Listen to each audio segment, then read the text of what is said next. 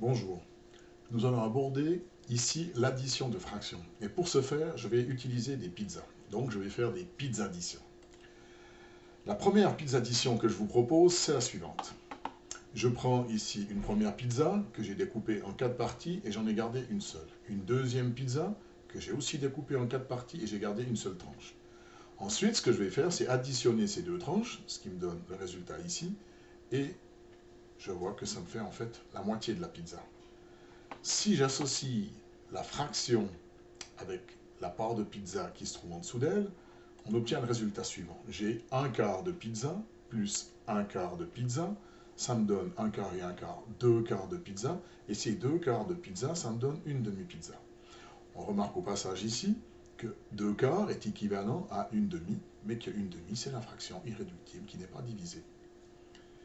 Donc, dans ce cas-ci, pour additionner deux fractions qui représentaient des parts de même grandeur, ici des quarts, je n'ai eu qu'à additionner les numérateurs, puis à simplifier. Si je prends un autre exemple, ici toujours avec des pizzas partagées en 4, j'en prends une tranche ici, deux tranches ici, et je les mets ensemble pour avoir trois tranches ici. Si j'associe les fractions à chacune des pizzas, la première pizza comporte une tranche, un quart de pizza, la deuxième, deux tranches, deux quarts de pizza, et la troisième, trois tranches, trois quarts de pizza. Donc, avec des pizzas qui, dans les deux cas, représentent un quart de la pizza complète, à nouveau, même grandeur au dénominateur, il me suffit juste d'additionner le numérateur pour obtenir le résultat. Ici, la fraction est déjà irréductible, donc on n'a pas besoin, contrairement au cas précédent, de simplifier. Je prends un exemple encore avec des pizzas séparées cette fois en 6 tranches. Ici, j'en prends 2 sur 6, 1 sur 6, et ainsi de suite. Et je regarde ce que ça me donne comme résultat si j'associe les fractions avec les pizzas.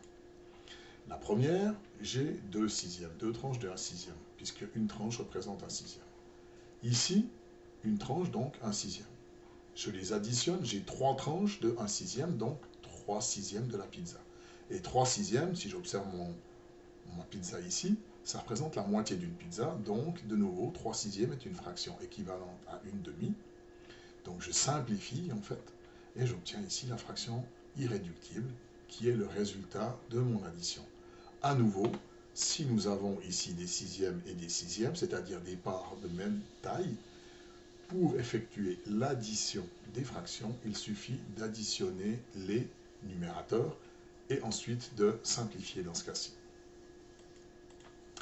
Donc, de ces exemples, on peut tirer une règle d'addition pour les fractions qui est que, pour autant que l'on ait, on l'a vu avec les pizzas, des mêmes grandeurs de tranches, il suffit d'additionner les numérateurs. Il suffit d'additionner les numérateurs, mais, je le répète, ça n'a pu être vérifié que parce que les grandeurs des tranches de pizza étaient chaque fois les mêmes. Alors, qu'est-ce qui se passe si on a un exemple comme celui-ci, où les grandeurs ne sont pas les mêmes? Ici, j'ai coupé ma pizza en 3 parties et celle-ci en 6 parties. Donc, si j'associe les fractions, cette tranche représente un tiers de la pizza et celle-ci un sixième de la pizza. Si je les mets les deux ensemble, qu'est-ce que ça va me donner ici? Étant donné qu'elles n'ont pas la même taille, difficile de simplement faire un dénombrement des parts sur le numérateur. Par contre, ce que je peux faire, c'est diviser chacune des parts de la première pizza en deux. Du coup, ma tranche qui était ici à un tiers, elle devient deux tranches. Et comme chacune des trois parts a été divisée en deux, en tout, j'en ai 6. Donc, je me retrouve avec des fractions associées qui représentent chacune des sixièmes. Ici, j'ai deux parts, une 2 sur 6 de sixième. Celle-ci, je n'y ai pas touché, donc comme dans le calcul avant, je me retrouve avec un sixième. Donc maintenant, mon calcul devient 2 sixièmes plus 1 sixième, une, deux, trois tranches, ça fait 3 sixièmes. 3 sixièmes, je le remarque ici, ça représente à nouveau la moitié de ma pizza, donc je peux simplifier et arriver à une demi. Donc, nous voyons que nous avons pu ici obtenir le même nombre au dénominateur, c'est-à-dire obtenir dans les pizzas des parts de même taille, et qu'à ce moment-là, on a pu appliquer la règle qu'on avait découverte précédemment. Ici, évidemment, l'exemple est assez simple, puisqu'il suffisait juste de diviser la part de la première pizza qui a été coupée en 3, de nouveau en 2, pour obtenir 6 parts de pizza. Qu'est-ce qui se passe si je suis dans une configuration comme celle-ci, où ma première pizza est toujours divisée en 3, mais la deuxième est divisée en 5. Donc, 5 n'est plus un multiple de 3, donc il ne suffit plus de diviser en 2 pour obtenir des parts de même taille. Qu'est-ce que je pourrais faire pour résoudre ce problème? L'idée, c'est toujours d'avoir des tailles de pizza identiques dans les deux pizzas. Je remarque que si je coupe chacune des parts ici en 5 et chacune des parts ici en 3, j'obtiendrai ici 3 fois 5, 15, et ici 5 fois 3, 15.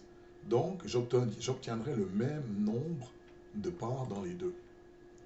Donc de 1 tiers ici et 1 cinquième ici qui me posait un gros problème, j'arrive à un nouveau calcul ici avec mes pizzas qui ont été redécoupées et j'obtiens donc 1, 2, 3, 4, 5, 5 quinzièmes, et ici 1, 2, 3, 3 quinzièmes.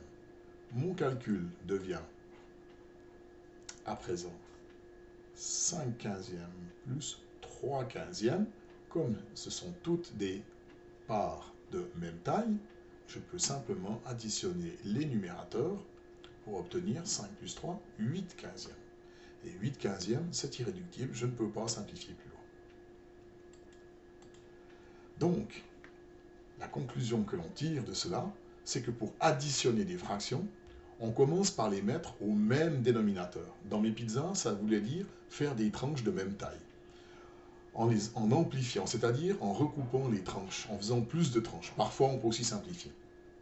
Ensuite, une fois que l'on a le même dénominateur dans les deux fractions, il suffit simplement d'additionner les numérateurs, autrement dit, de compter le nombre total de tranches que l'on a obtenu. Et enfin, si cela est nécessaire ou possible, on simplifie la fraction. Voilà pour cette introduction à l'addition des fractions.